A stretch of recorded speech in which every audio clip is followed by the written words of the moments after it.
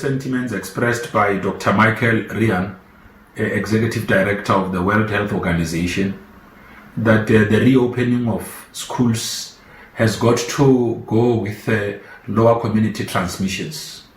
And his advice that countries that have followed the necessary health protocols have been able to safely return kids to schools. What this means even to ourselves here in South Africa, it requires that our authorities, in the work that they do, they ensure that there is greater and maximum compliance with the health protocols. The EFF has from the onset been against the reckless reopening of schools. We have requested that until it is safe to do so scientifically, our children should stay home. We agree, therefore, with the World Health Organization that until we deal with community transmissions and make sure that it is safe for our children to go back to school, let our children stay at home.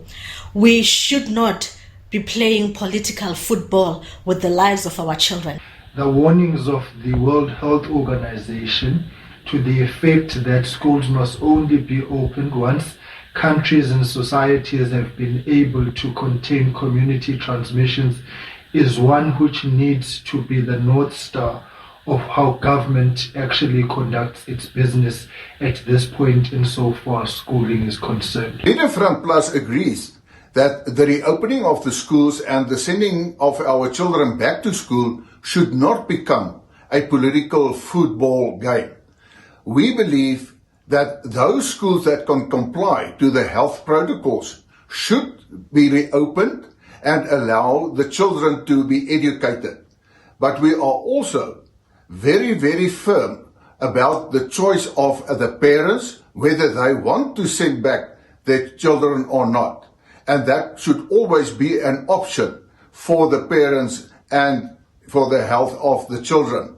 We must never close our eyes for reality.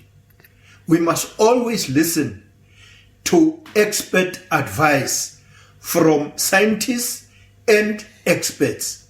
When the World Health Organization is giving advice to say that where the infections are rising, we must not open our schools, that is professional advice. We have seen since the schools have been reopened in this country, there's been a high number of infected learners, the teachers, and the same schools have been closed down. Now, it didn't serve any point to reopen them. We are of the view as ATM that let us close the schools. Let us have the department fully prepared for this pandemic. We've always maintained that reopening of schools, especially when COVID-19 infections were at its peak, was a hasty, premature, and a reckless decision. We have said it before, and we're going to say it again, that Basic Education Minister Angie Motshekga is confused and is in denial.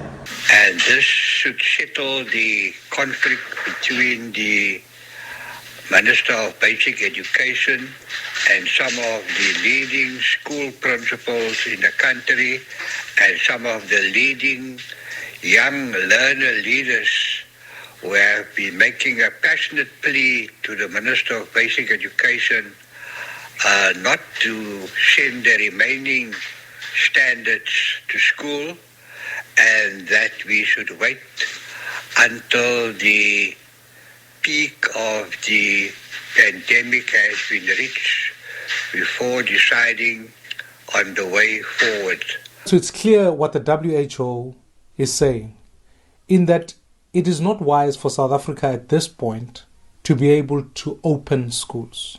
It says so on the basis of the fact that infections in South Africa are rising, that South Africa has not proven its ability to be able to control the spread of disease in communities, and also that students, teachers and learners become vulnerable to contracting the virus and spreading it in communities.